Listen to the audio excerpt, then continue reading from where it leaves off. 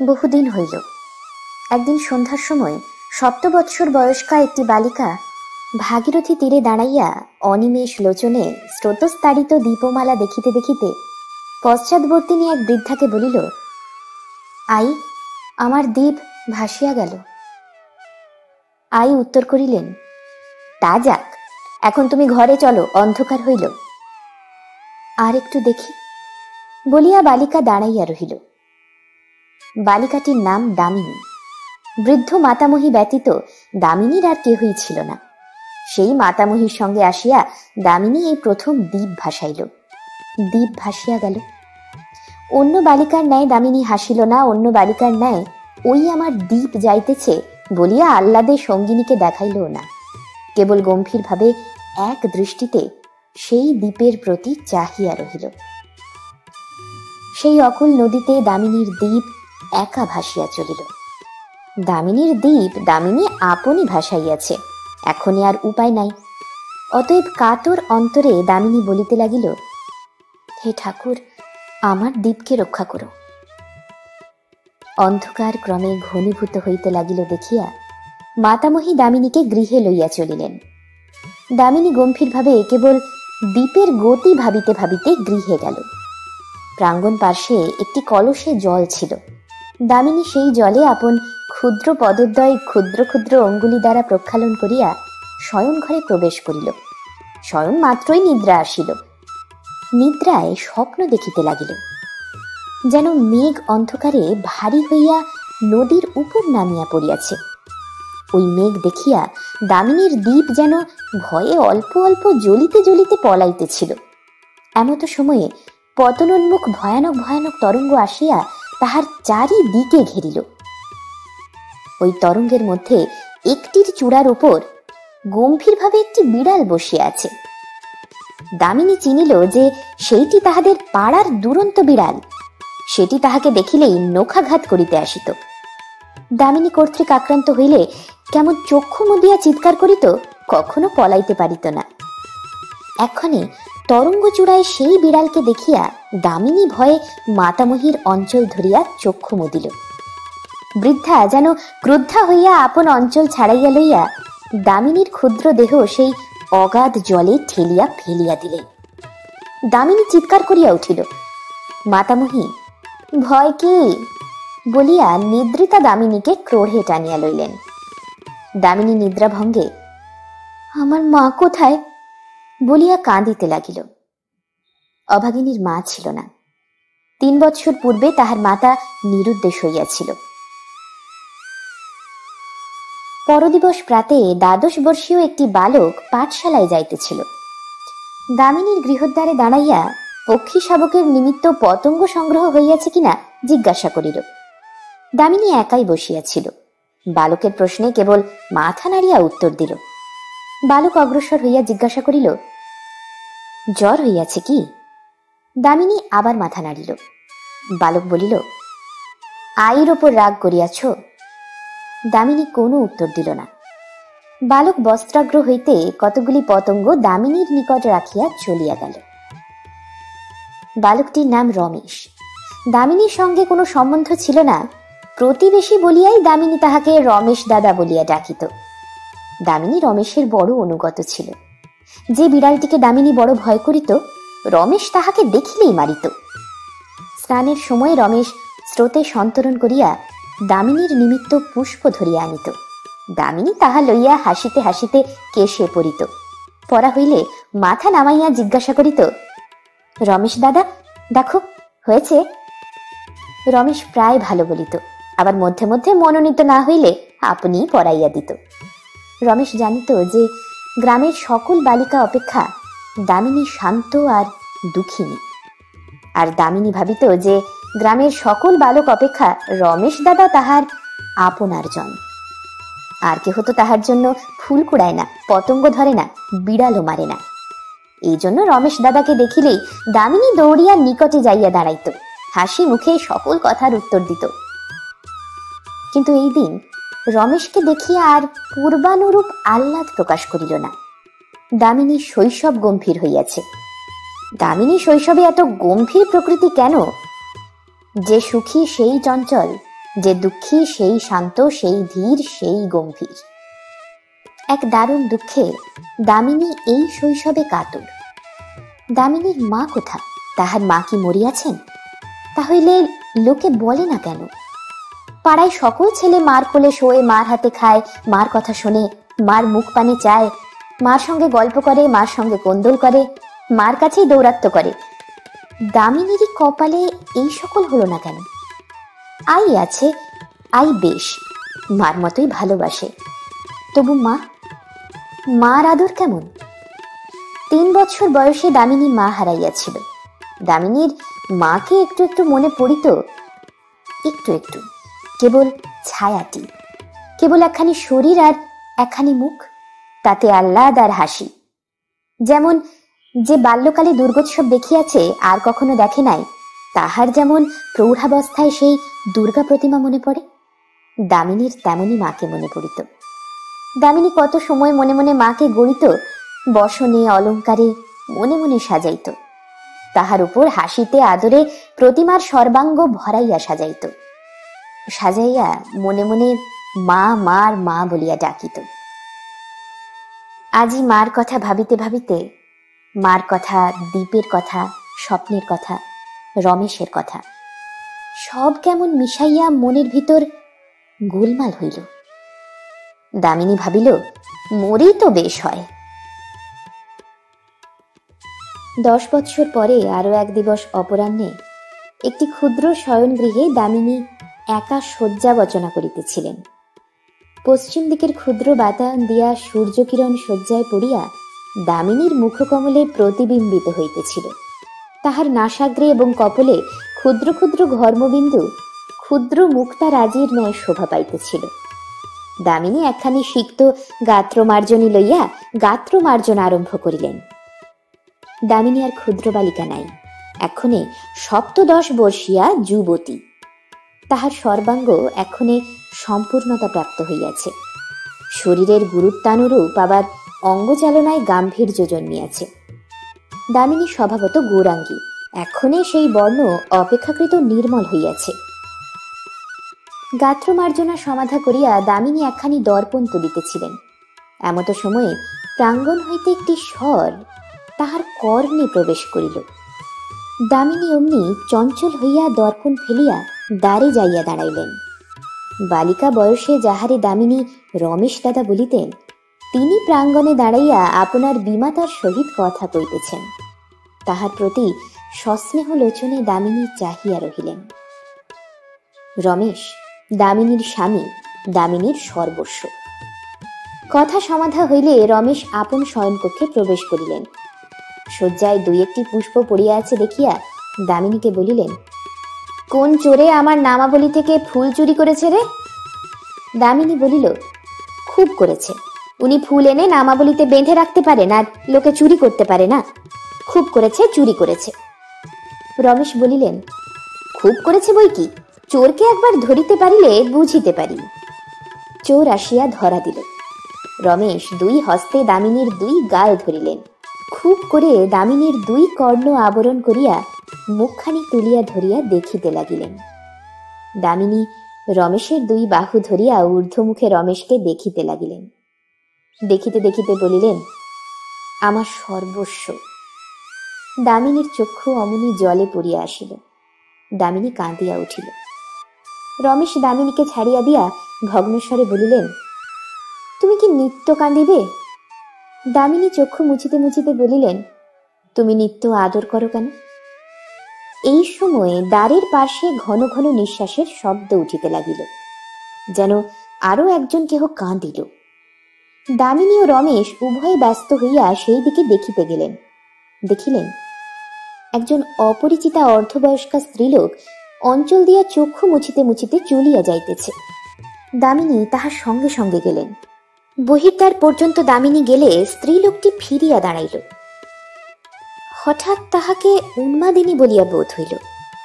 দেখিয়া দামিনীর যেন কি মনে পড়িল, কিন্তু কি মনে পড়িল তাহা স্থির করিতে পারিলেন না।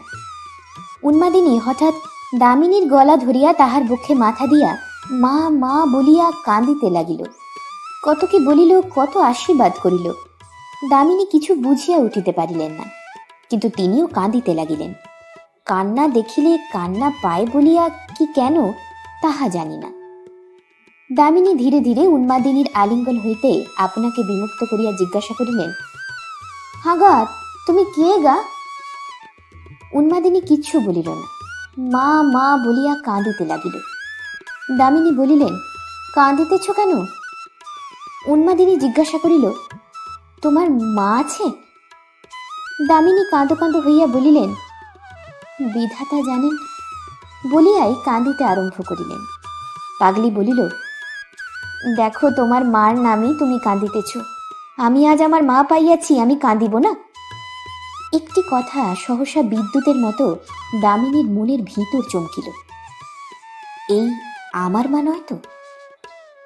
হ্যাঁ, সেই তো মা। দামিনীর মা যে স্বামীর শোকে পাগল হইয়া পলাইয়াছিল, কোথায় গিয়েছিল কোথায় ছিল তাহা কে জানে। দিন কতক ভৈরবী হইয়া ত্রিশূল ধরিয়া বেড়াইয়াছিল, আবার বহুকাল পরে সংসার মনে পড়িল, দামিনীকে দেখিতে আসিল, লুকাইয়া দামিনীকে দেখিতেছিল। দামিনীর মনে হঠাৎ উদয় হইল, এই আমার মা নয় তো? এমন সময়ে পশ্চাৎ হইতে রমেশের বিমাতা ডাকিলেন। দামিনী চমকিয়া ফিরিলেন। যেখানে পাগলি দাঁড়াইয়াছিল সেদিকে আবার দেখিলেন পাগলি চলিয়া গিয়াছে। একবার ভাবিলেন তাহার অনুসরণ করি, দুই এক পদ অগ্রসর হইলেন, আবার কি ভাবিয়া ফিরিয়া আসিলেন। রমেশ জিজ্ঞাসা করিলেন, স্ত্রীলোকটি কে? দামিনী আনমনে মৃদুভাবে ভাবিতে ভাবিতে উত্তর করিলেন, পাগল।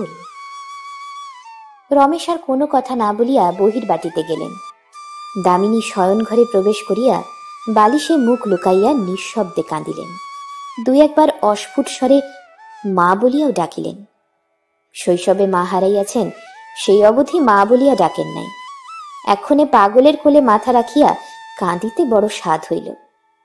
দামিনী বালিশে মুখ লুকাইয়া কত কাঁদিলেন। যে গ্রামে রমেশ বাস করিতেন তাহার দক্ষিণ প্রান্তে ভাগীরথী তীরে একটা ভগ্ন অট্টালিকা ছিল। প্রবাদ আছে, পূর্বকালে এক রাজা আপন মাতার গঙ্গাবাসের নিমিত্ত ওই অট্টালিকা প্রস্তুত করাইয়াছিলেন, কিন্তু কোনো দৈব ঘটনায় ওই অট্টালিকায় একটি স্ত্রী হত্যা হয় রাজার মাতা উহা পরিত্যাগ করেন। সেই পর্যন্ত কেহ তাহায় বাস করে নাই। অট্টালিকার ক্রমে ভৌতিক অপবাদ জন্মিল। শেষে দিবাভাগেও কেহ এ অট্টালিকার নিকট গিয়া গতিবিধি করিতে সাহস করিত না। পাগলি দেখিল যে এই ভয়ানক ভগ্ন অট্টালিকা তাহার বাসোপযোগী, অতএব গোপনে তথায় বাস করিতে লাগিল।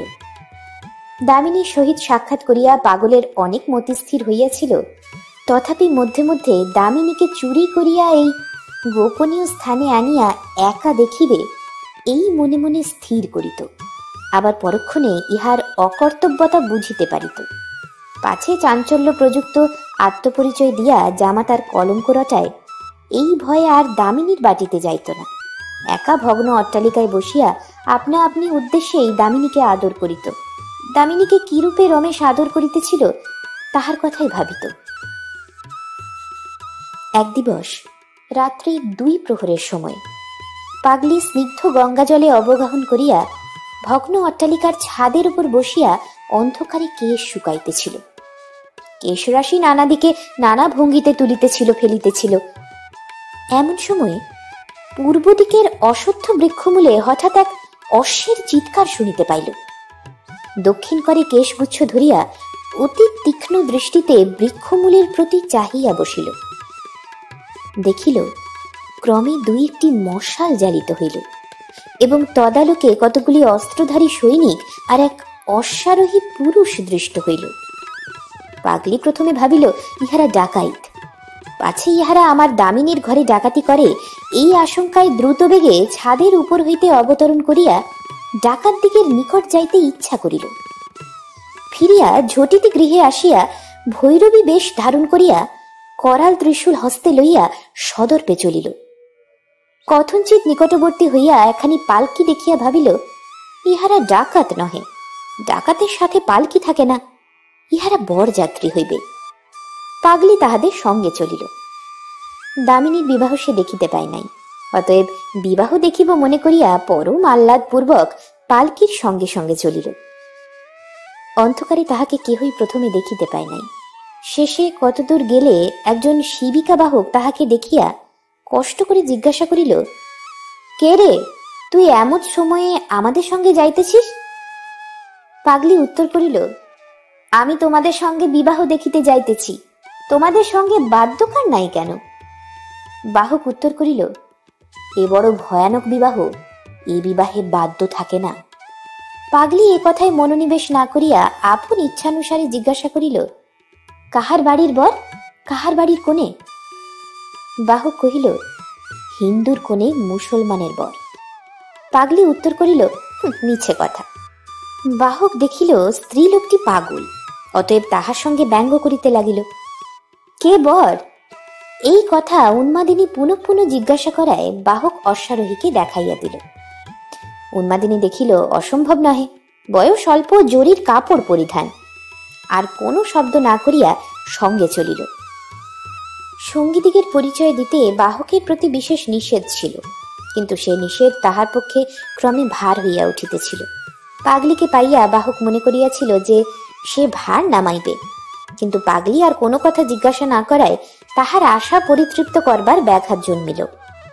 শেষে বাহক পাগলিকে বলিল, তুমি স্ত্রীলোক, আমাদের সঙ্গে যাওয়া ভালো নহে, এখনই কাটাকাটি হইবে, অতএব তুমি পালাও। পাগলি বলিল, বিবাহ শুভকর্ম তো, ইহাতে কাটাকাটি হইবে কেন? বাহক উত্তর করিল, এ ব্যাপার বিবাহের নহে। যিনি তাজ পরিয়া তরবারি লইয়া ঘোড়ার উপর যাইতেছেন, উনি আমাদের ফৌজদারের পুত্র। এই গ্রামে একটি অদ্ভুত সুন্দরী আছে শুনিয়া তাহাকে কাড়িয়া লইতে যাইতেছেন, তাই বলিতেছিলাম কাটাকাটি হইবে। পাগলি শিহরিয়া উঠিয়া জিজ্ঞাসা করিল, কাহার কন্যা লইয়া যাইবে? বাহক বলিল, আমি সবিশেষ জানি না, শুনিয়াছি কোনো ভট্টাচার্যের পুত্রবধূ। যুবতীর স্বামী নাকি অদ্য কয়েকদিন হইল শিষ্যালয়ে গিয়াছে, সুন্দরীর নাম বুঝি দামিনী। এই কথা শুনিবা মাত্র পাগলি ফণিনীর ন্যায় বাহকের সম্মুখে দাঁড়াইয়া পথ রোধ করিল, দক্ষিণ হস্তে ত্রিশূল তুলিল। সে মূর্তি দেখিয়া বাহক ভয়ে বলিল, আমি দরিদ্র বাহক, পেটের জ্বালায় সকল কিছু করি, আমাকে মারিলে কি করে হইবে? আমি হিন্দু, অতএব হিন্দুর অত্যাচার আমার ইচ্ছা নয়। এক্ষণে গোলযোগ করিলে এই যবনেরা তোমাকে খণ্ড খণ্ড করিয়া ফেলিবে। অতএব আমার পরামর্শ শুনো, তুমি অন্য পথ দিয়া দ্রুত যাইয়া গ্রামবাসী দিগকে জাগ্রত করো। সকলে একত্র প্রতিবন্ধক হইলে সফল হইতে পারিবে, নতুবা আর উপায় নাই। পাগলি শুনিবা মাত্রই ছুটিল, গ্রামের মধ্যে যাইয়া দ্বারে দ্বারে চিৎকার করিতে লাগিল, বলিতে লাগিল, সকলে উঠো, একবার সকলে উঠো, ফৌজদারের পুত্র আসিয়া পুত্রবধূকে হরণ করে, একবার সকলে উঠো। কেহই উঠিল না। কেহ বলিল, পরের নিমিত্ত মাথা দিবার আমাদের কি প্রয়োজন পড়িয়াছে? কেহ বলিল, অদিতির সর্বনাশ হয় যদি, তাহাতে আমাদের কি ক্ষতি? ক্ষতি আছে, আমরা ভিন্ন তাহা অপরদেশীয় সকলেই বুঝে। বিপদ অদ্য আমার, কল্য তোমার। অত্যাচার এক ঘরে প্রবেশ করিতে পাইলে সকল ঘরেই পথ নেবে, অগ্নি এক ঘরে লাগিলে সকল ঘর আক্রমণ করবে। পরের ঘরে অগ্নি যে নেবায়, কেবল সেই আপনার ঘর রক্ষা করে। এ বোধ বাংলা হইতে অনেক কাল অন্তর্হিত হইয়াছে। অতএব পাগলির চিৎকারে কেহই উঠিল না। দুর্বৃত্ত যবনের অত্যাচার কেহ নিবারণ করিল না। রমেশের পিতা অদিতি বিশারদ একা, তাহে বৃদ্ধ, দামিনীকে রক্ষা করিতে পারিলেন না। যবনেরা দ্বার ভাঙিয়া মূর্ছিতা দামিনীকে লইয়া গেল। পাগলি দেখিল, কেহই উঠিল না, কেহই সহায়তা করিল না। রমেশের গৃহদ্বারে আসিয়া দেখিল সকল ফুরাইয়াছে, দামিনীকে লইয়া গিয়াছে। তখন পাগলির কপাল মধ্যে যেন অগ্নি জ্বলিয়া উঠিল। পাগলি পূর্বতন উন্মত্তা হইয়া সিংহীর ন্যায় ক্ষণিক্ষণ দাঁড়াইল, শেষে ত্রিশূল তুলিয়া ছুটিল। যবনেরা এক প্রান্তরের মধ্য দিয়া দামিনীকে লইয়া যাইতেছিল। পালকির চারিদিকে অস্ত্রধারী পদাতিক, সর্বপশ্চাতে ফৌজদার পুত্র অশ্বারোহণে যাইতেছিল। পাগলি বায়ু বেগে তথায় উপস্থিত হইয়া ত্রিশূল নিক্ষেপ করিল। ত্রিশূল ফৌজদার পুত্রের পৃষ্ঠদেশে প্রবেশ করিয়া সম্মুখে ঈষৎ দেখা দিল। ফৌজদার পুত্রের শরীর প্রথমে দুলিল, শেষে অশ্বপৃষ্ঠচ্যুত হইয়া পড়িয়া গেল। পাগলি বিকট হাসি হাসিল, অশ্ব চমকিয়া উঠিল, পদাতিকেরা ফিরিয়া দেখিল। পাগলি আবার বিকট হাসি হাসিতে হাসিতে ছুটিতে লাগিল। দামিনীকে আর তাহার স্মরণ হইল না। সেই অবধি পাগলিকেও আর কেহ দেখিতে পাইল না। পদাতিকেরা দেখিল যে ফৌজদার পুত্র সাংঘাতিক আঘাতপ্রাপ্ত হইয়াছেন। অতএব তাহাকে ধরাধরি করিয়া পালকিতে তুলিল। পালকি হইতে দামিনীকে ফেলিয়া দিয়া গেল। দামিনী একা প্রান্তরে পড়িয়া রহিলেন। নবপল্লবীতে পুষ্পিত লতাবৃক্ষ হইতে ছিঁড়িয়া পথে ফেলিয়া গেলে যেমন বাতাসে তাহা উল্টি পাল্টি করিতে থাকে, প্রান্তরে পড়িয়া দামিনীর ঠিক সেইরূপ দশাই ঘটিল। বাতাসে তাহার অঞ্চল উল্টি পাল্টি করিতে লাগিল। রাত্রি প্রভাত হইল। রমেশের পিতা অদিতি বিশারদ নামাবলী স্কন্ধে লইয়া বহির বাটিতে আসিলেন। প্রাতঃ সন্ধ্যা হয় নাই, দামিনী নাই। সন্ধ্যার আয়োজন আর কে করিয়া দিবে? বিশারদ অতি বিমর্ষভাবে একা বসিয়া রহিলেন। ক্রমে প্রতিবেশীগণ, গ্রামবাসীগণ, আত্মীয় কুটুম্বগণ আত্মীয়তা করিতে আসিতে লাগিলেন। কেহ আসিয়া বলিলেন, কি বিপদ, কি বিপদ। কেহ বলিলেন, কখন কাহার কি ঘটে কে বলিতে পারে। কেহ আবার বলিলেন, অদৃষ্টই মূল। অদিতি বিশারদ ইহার কোনো কথাতেই উত্তর করিলেন না। এই দেখিয়া গণেশচন্দ্র নামে জনৈক মধ্যবয়স্ক স্থূল শরীর প্রতিবেশী জিজ্ঞাসা করিলেন, পূর্বে ইহার কোনো সূচনা ছিল না? অর্থাৎ পূর্বে কি মহাশয় কিছুই জানিতে পারেন নাই? অদিতি বিশারদ ধীরে ধীরে নিঃশ্বাস ত্যাগ করিয়া বলিলেন, যদি পূর্বেই জানিতে পারিব তবে এমন ঘটিবেই বা কেন? রমেশকেই বা বিদেশে যেতে দিব কেন? এই রাত্রে রমেশ থাকিলে শ্রীগালের সাধ্য কি যে সিংহের গৃহে প্রবেশ করে? গণেশচন্দ্র আবার বলিলেন, রমেশের প্রয়োজন কি? আমরাই যে আপনার পুত্রবধূকে রক্ষা করিতে পারিতাম। তবে কি জানেন, সকল সময় সাহস হয় না। যবনেরা প্রায় 20 জন, আমরা একা। বিশেষত তখন যদি সদর বাড়িতে থাকিতাম তবে যা হয় একখানা করিয়া বসিতাম। কিন্তু আপনার দুর্ভাগ্যবশত অথবা রমেশের দূরদৃষ্টবশত আমি তখন অন্দরে শয়ন করিয়াছিলাম। শয়ন করিলে সহজে ওঠা যায় না তো। তথাপি ব্রাহ্মণের কথায় উঠিলাম, ভালো করে কাপড়ও পরিলাম। সেই অন্ধকারে অনুসন্ধান করিয়া নস্য সম্মুখ বাহির করিলাম। একটি বিলক্ষণ করিয়া গ্রহণ করিলাম। এই সকল কার্যে নস্য আবশ্যক তো। তাহার পর দেখি আমি ঘর্মাক্ত কলেবর। এই সকল কার্যে ঘর্ম ভালো নহে, কি জানি পাছে যবনেরা পিছলে পলায়। এই মনে করিয়া গাত্র মার্জনী দ্বারা বিলক্ষণ করিয়া ঘর্ম পরিষ্কার করিলাম। সকল বিষয়ে এককালে স্মরণ হয় না।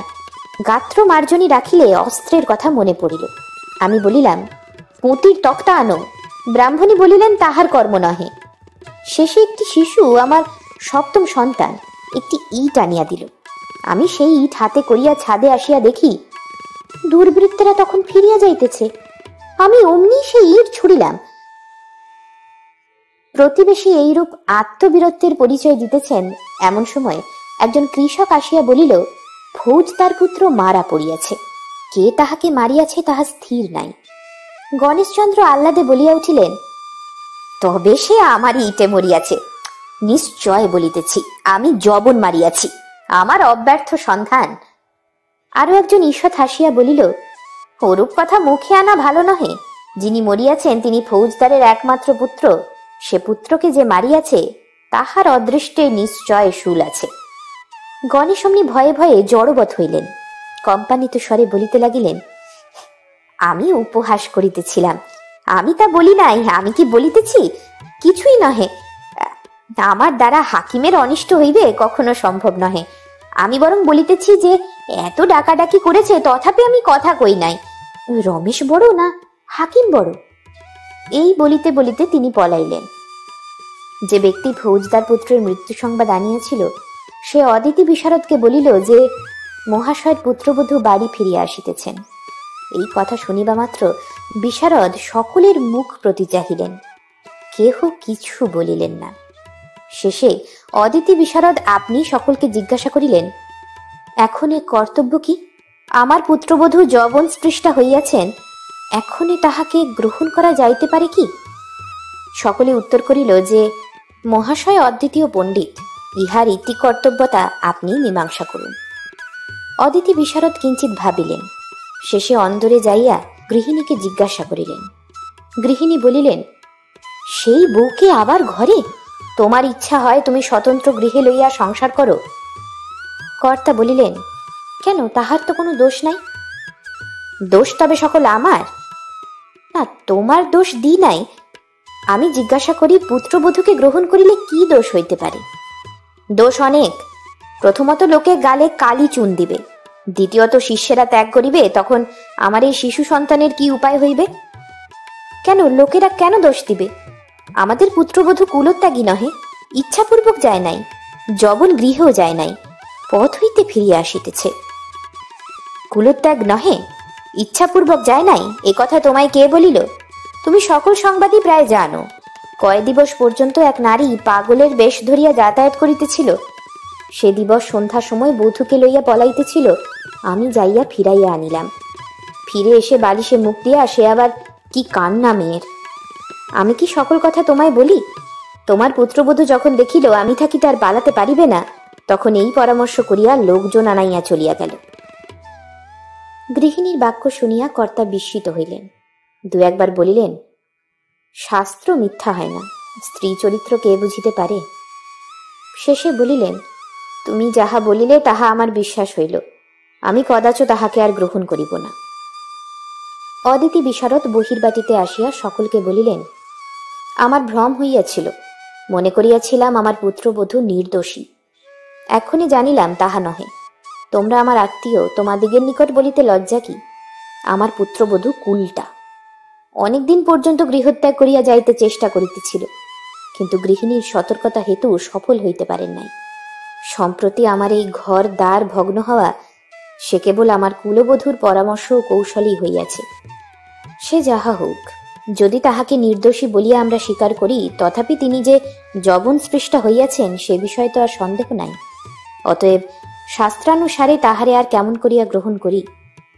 শাস্ত্রে সকল পাপেরই প্রায়শ্চিত্ত আছে, এ পাপেরও অবশ্য আছে, কিন্তু বধূকে গ্রহণ করিলে আরো একটি বিপদ আছে। ফৌজদার মনে করিবেন যে আমরাই তাহার পুত্রকে হত্যা করিয়া বধূকে ঘরে আনিয়াছি। আমি কি, যে কেহ বধূকে আশ্রয় দিবে তাহারই প্রতি সেই সন্দেহ হইবে। অতএব আত্মরক্ষা মানুষের প্রধান ধর্ম, শাস্ত্রে তাহার ভুরি ভুরি প্রমাণ আছে। এক্ষণে স্থির করিয়াছি, পুত্রবধূ গৃহে আসিতে চাহিলে আর আমি তাহাকে স্থান দিব না। তোমরা এই পরামর্শে কি বলো? সকলেই এক বাক্যে বলিয়া উঠিলেন, এ ভালো যুক্তি করিয়াছেন, আমরাও এ পরামর্শানুবর্তী হইয়াই কার্য করিব। আমরাও কেহ আপনার পুত্রবধূকে স্থান দিব না, অন্য কেহ স্থান দিতে চাহিলেই নিবারণ করিব। কেন একটা পাপিষ্ঠার নিমিত্ত গ্রামস্থ সকলে বিপদগ্রস্ত হই? বিশেষত উহাকে এই গ্রামে স্থান দেওয়া উচিত নহে। এখানে স্থান না পাইলে সে আপনি অন্যত্র যাইবে। সকলে এই পরামর্শ করিয়া আপন গৃহ সাবধান করিতে উঠিয়া গেলেন। সকলে স্ব স্ব গৃহে গেলে পরকিঞ্চিত বিলম্বে গৃহিণী কর্তাকে ডাকিয়া বলিলেন, তোমার দেশ উজ্জ্বল মুখ উজ্জ্বল কুলবধূ আসিতেছেন, এখন কি বলিতে হয় যাইয়া বলো। ইহা শুনিয়া অদিতি বিশারদ খিড়কিদ্বারের নিকট যাইয়া দাঁড়াইলেন। দামিনী মুখ ঢাকিয়া অধমুখে ধীরে ধীরে আসিতেছিলেন। দ্বারে শ্বশুরকে দেখিয়া আর থাকিতে পারিলেন না, কাঁদিয়া উঠিলেন। বড় যন্ত্রণা পাইয়াছেন। অন্যদিন হইলে সে ক্রন্দন দেখিয়া অদিতি বিশারদ আপনিও কাঁদিতেন, কিন্তু এ সময় তিনি কাঁদিলেন না। চক্ষে জল আসিয়াছিল, স্ত্রীর প্রতি অলক্ষ্যে চাহিয়া তাহা সংবরণ করিলেন। পরে নস্য সম্মুখ বাহির করিয়া দু একবার তাহাতে অঙ্গুলির আঘাত করিয়া শেষ দীর্ঘ টানে এক টিপ টানিয়া চক্ষু মুদিয়া বলিলেন, বৎস, আমি সকল দিকে ভাবিয়া দেখিলাম, তোমায় আর গ্রহণ করিতে পারি না। তুমি যবন স্পৃষ্টা হইয়াছ, ব্রাহ্মণ গৃহে আর তুমি স্থান পাইতে পারো না, অতএব স্থানান্তরে যাও। এই বলিয়া অদিতি বিশারদ দ্বার রুদ্ধ করিয়া চলিয়া গেলেন। দামিনী প্রথমে বুঝিতে পারিল না, ক্রমে শ্বশুরের প্রত্যেক বাক্য স্মরণ করিয়া অর্থ বুঝিলেন, কিন্তু তাহা বিশ্বাস করিতে পারিলেন না। ভাবিলেন ইহা স্বপ্ন হইবে। স্বপ্ন কিনা স্থির করিবার নিমিত্ত চারিদিকে চাহিয়া দেখিলেন। নিকটে 3টি বৃক্ষ, তাহার শুষ্ক ডালে একটি চিল বসিয়া আছে। খিড়কি পুষ্করিণীর কালো জলে ডাহুক সাঁতার দিতেছে। ঘাটের নিকট জলে উচ্ছিষ্ট পাত্র বহিয়াছে। যে দাসী তাহা জলে রাখিয়া গিয়াছে তাহার জলসিক্ত পদচিহ্ন সোপানে স্পষ্ট রহিয়াছে। শ্বশুর যে দ্বার রুদ্ধ করিয়া গিয়াছেন এখনো তাহা রুদ্ধই রহিয়াছে। দামিনী একবার সেই দ্বারে হাত দিয়া দেখিলেন, পরে আপনার গাত্রে চক্ষে হাত দিয়া দেখিলেন স্বপ্ন নহে, সকলই সত্য। গৃহে প্রবেশ করিতে নিষেধ সত্য। দামিনী ব্রাহ্মণের অগ্রাহ্য এই কথা যাহা শুনিয়াছিলেন তাহাও স্বপ্নে নহে। দামিনীর চক্ষে সূর্য নিবিয়া গেল, সকলই অন্ধকার হইল। দামিনী পুড়িয়া গেলেন।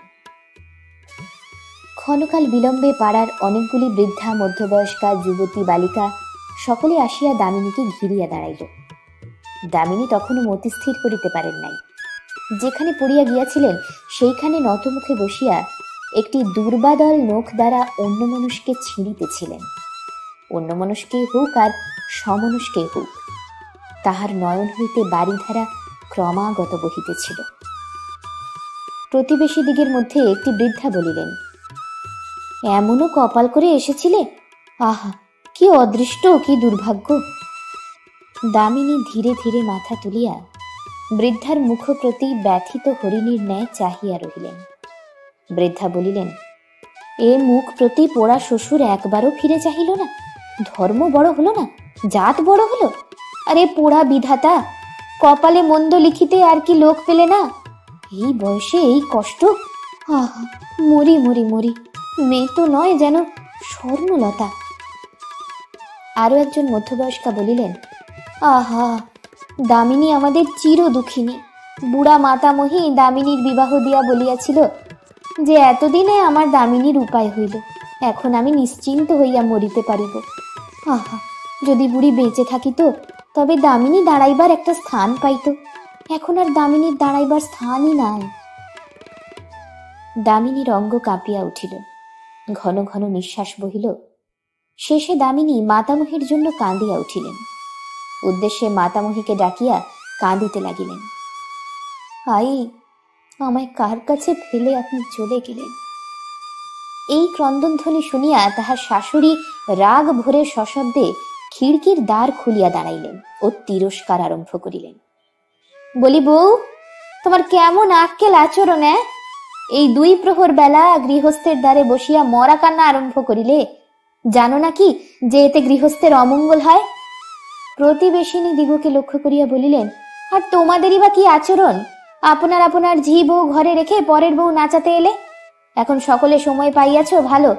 পরমেশ্বর আমাকেও একদিন দিবেন, আমিও একদিন পাব। কেহ কোনো উত্তর করিল না। সকলেই একে একে চলিয়া গেল। দামিনীও চক্ষের জল মুছিয়া নিঃশব্দে বসিয়া রহিলেন। প্রতিবেশিনীরা আপন আপন গৃহকার্যে গেল। তাহাদের একজন সমবয়স্কা একটু দূরে গিয়া দাঁড়াইয়াছিলেন। রমেশের বিমাতা পূর্ব মতোই দ্বার রুদ্ধ করিলে দামিনীর নিকট আসিয়া বলিলেন, একবার উঠো তো। দামিনী বলিলেন, আমি আর কোথাও যাব না, কোথাও যাইবার আমার স্থান নাই, কেহ আর আমায় স্থান দিবে না। সমবয়স্কা বলিল, তবে কি এইখানে মরিবি? দামিনী উত্তর করিলেন, এইখানেই মরিব। আমার স্থান কোথায়? তিনি আমায় এইখানে রাখিয়া গেছেন, আমি এইখানেই থাকিব। যতদিন তিনি না আসেন ততদিন যেমন করে পারি বাঁচিব, আমি তারে না দেখে মরিতে পারিব না। এই বলিয়া সে নিঃশব্দে কাঁদিতে লাগিল। সমবয়স্কা বলিলেন, অন্যত্র না যাও, এই বৃক্ষমূলে আসিয়া বসো। রৌদ্র অসহ্য হইয়াছে, আমরা আর দাঁড়াইতে পারিব না। দামিনী এই কথায় ধীরে ধীরে সেই বৃক্ষমূলে গিয়া বসিলেন। ধীরে ধীরে বলিলেন, আপনার গৃহে যাও, তোমার গৃহ আছে, গৃহে তোমায় না দেখিলে তোমার মা ব্যস্ত হবেন, আবার বুড়া মানুষ, এই রৌদ্রে তোমায় খুঁজিতে আসিবেন। প্রতিবেশিনী গৃহে গেলেন, কিন্তু বিস্তরক্ষণ থাকিতে পারিলেন না। অপরাহ্ন না হইতে অদিতি ভট্টাচার্যের বাটিতে পশ্চাতে আসিয়া উপস্থিত হইলেন। দেখিলেন দামিনী পূর্বমত একা বৃক্ষমূলে অন্যমনস্ক বসিয়া একটি পক্ষী দেখিতেছেন, আর চক্ষে জল নাই। প্রতিবেশিনী আসিয়া দামিনীর নিকটে বসিলেন। পরস্পর কেহই ক্ষণকাল পর্যন্ত কথা কহিলেন না। পরে দামিনী বলিলেন, যদি এই রাত্রে তিনি আসেন। কে? তোমার স্বামী? তা আসেন তো ভালোই হয়, যাহা হোক ভালো মন্দ একটা স্থির হইয়া যাইবে। তিনি যদি আসিয়া পথ হইতে ফিরে যান? সে কি, তা কি হইতে পারে? পারে তো। পথে যদি তারে কেহ কোনো কথা শোনায়, তিনিও কি আমায় ত্যাগ করিবেন? কি জানি ভাই, পুরুষের মন কখন কেমন থাকে তা কে বলিতে পারে। তিনি আমায় কত ভালোবাসেন, আমায় দেখিতে দেখিতে কাঁদেন। আমায় দেখিবার তার কত স্বাদ, দেখিবার নিমিত্ত কত ছল করে আমার কাছে আসিয়া বসেন, কতবার কত দিকে বসে দেখেন, আবার কপালে হাত দিয়া দেখেন, দাড়িতে হাত দিয়া দেখেন, ওষ্ঠে হাত দিয়া দেখেন, দেখিয়া আর তাহার পরিতৃপ্তি হয় না। রাত্রে নিদ্রাভঙ্গে উঠিয়া আমার মুখের উপর চাহিয়া থাকেন, আমি পোড়া চক্ষু বুজিয়া ঘুমাইয়া থাকি। এই বলিতে বলিতে দামিনীর নয়ন অশ্রুপূর্ণ হইল। দামিনী কাঁদিতে লাগিলেন। প্রতিবেশিনী বলিলেন, সন্ধ্যা তো হইল, রাত্রি যাপন কিরূপে হইবে, কোথা থাকিবে? দামিনী প্রথমে বলিলেন, কি জানি। পরক্ষণেই বলিলেন, এইখানে থাকিব, কে আমায় স্থান দিবে? প্রতিবেশিনী শিহরিয়া বলিলেন, তা কি স্ত্রী লোকের সাধ্য? এই অন্ধকার বন মধ্যে একা পুরুষে থাকিতে পারে না, তুমি কেমন করিয়া থাকিবে? রাত্রের নিমিত্ত ঘরে অন্য কোনো চালাই শাশুড়িকে স্থান দিবেন না? অবশ্যই দিবেন। দামিনীও সেই আশাই করিয়াছিলেন। তিনি নিশ্চয় মনে করিয়াছিলেন যে রাত্রে কেহ না কেহ তাহাকে ডাকিয়া লইয়া যাইবে। কিন্তু রাত্রি হইল, প্রতিবেশিনী চলিয়া গেল, কেহ তাহার তত্ত্ব করিল না। খিড়কি দ্বার এতক্ষণ মুক্ত ছিল, শেষে তাহাও রুদ্ধ হইল। দামিনী একা অন্ধকারে বসিয়া রহিলেন। রাত্রি ক্রমে গভীর হইল। দূরে যে দুই একটি দীপালোক দেখা যাইতেছিল, তাহা একে একে নিবিয়া গেল। গ্রামবাসীরা নিশ্চিন্ত হইয়া সকলে নিদ্রা গেলেন। দামিনীর ভাবনা কেহ ভাবিল না। দামিনী আপনার ভাবনা আপনি ভাবিতে লাগিল। ক্রমে দুই একবার ভয় পাইতে লাগিল। অন্ধকারে নানা দিকে নানা মূর্তি দেখিতে লাগিল। একা একা একা থাকা বিষম হইয়া উঠিল। একে সমস্ত দিন অনাহার, তাহে আবার সমস্ত দিন কাঁদিয়াছেন। শরীর অবসন্ন হইয়া আসিল। দামিনী ধুলায় শয়ন করিলেন। শীঘ্রই নিদ্রা আসিল। স্বপ্নে যেন শুনিলেন কে ডাকিল, মা। স্বপ্নে যেন উত্তর দিলেন, মা। স্বপ্নে বোধ হইল তাহার মা বলিতেছেন, উঠ মা, এ ঘরে আর কাজ কি? পরদিন প্রাতে উঠিয়া কেহ আর দামিনীকে দেখিতে পাইল না। 10-12 দিবস পরে রমেশ বাটি আসিয়া সকল শুনিলেন। পিতাকে কিছু বলিলেন না, বিমাতার প্রতি দোষারোপ করিলেন না। কাহাকেও কিছু না বলিয়া বাটি হইতে চলিয়া গেলেন। গ্রামে গ্রামে পথে পথে 5-7 দিবস ভ্রমণ করিলেন। কোথাও দামিনীর সন্ধান পাইলেন না। শেষে এক দিবস রাত্রি শেষে বিষণ্ণভাবে বাটি প্রত্যাগমন করিতেছিলেন। নদী তীরে ভগ্ন অট্টালিকা দেখিয়া দাঁড়াইলেন। ভগ্ন অট্টালিকার অবস্থা সহিত আপনার সাদৃশ্য দেখিলেন। অট্টালিকার আলিশা ছাদ ভাঙিয়া গিয়াছে। স্থানে স্থানে অশ্বত্থ বট প্রভৃতি বৃক্ষ আপন আপন মূল বিদ্ধ করিয়া সাহংকারে দুলিতেছে। দুর্বল অট্টালিকা একা নদী তীরে দাঁড়াইয়া তাহা সহ্য করিতেছে। রমেশ অগ্রসর হইলেন, দ্বারে যাইয়া দাঁড়াইলেন। দ্বার মুক্ত ছিল। গৃহে প্রবেশ করিলেন। তাহার সমাগম শব্দে অসংখ্য চামচিকা বাদুর অন্ধকারে উড়িতে লাগিল। ক্ষণকাল পরে ক্রমে ক্রমে তাহাদের শব্দ থামিল। ঘর ভয়ানক গম্ভীর হইল। রমেশ দাঁড়াইয়া রহিলেন। পরক্ষণে কক্ষান্তরে মনুষ্য কণ্ঠ নিঃসৃত একটু মৃদু শব্দ শুনিলেন। রমেশের শরীর কণ্টকিত হইল। রমেশ সাবধানে নিঃশব্দে সেই দিকে গেলেন। অস্পষ্ট চন্দ্রালোকে দেখিলেন মৃত্যুশয্যায় একটি রুগ্ন মনুষ্য দেহ পড়িয়া রহিয়াছে। রমেশ কি ভাবিয়া কাঁদিতে লাগিলেন। নরদেহ একেবারে সংজ্ঞাহীন হয় নাই। তাহার কণ্ঠস্বর আবার অল্পে অল্পে নিঃসৃত হইতে লাগিল। আই এলে, বসো, আর বিলম্ব করিব না, কেবল একবার রমেশকে দেখে আসি। রমেশ চিৎকার করিয়া কাঁদিয়া উঠিলেন, দামিনী, দামিনী, আমি এসেছি। আর কখনো তোমা ছাড়া হব না। দামিনী কোনো উত্তর করিল না। রমেশ আছড়াইয়া পড়িয়া চিৎকার করিতে লাগিলেন, একবার কথা কও, অনেক দিন কথা শুনি নাই, আবার কথা কও। আর কোনো উত্তর নাই, সকল নিঃশব্দ। রমেশ কতক বুঝিলেন, রুদ্ধশ্বাসে গ্রাম মধ্যে গেলেন, তথা হইতে দীপ জ্বালিবার দ্রব্যাদি লইয়া আসিলেন। দীপ জ্বালিলেন, দেখিলেন সেখানে আরো একটি বৃদ্ধা স্ত্রীলোক বসিয়া দামিনীর প্রতি চাহিয়া রহিয়াছে। দামিনী এ জন্মের মতো চক্ষু মুদিয়াছেন।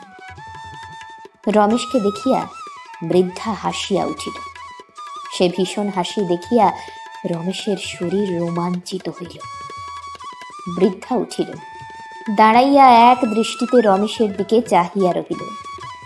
রমেশ চিনতে পারিলেন, এই সেই পূর্ব পরিচিতা পাগলি।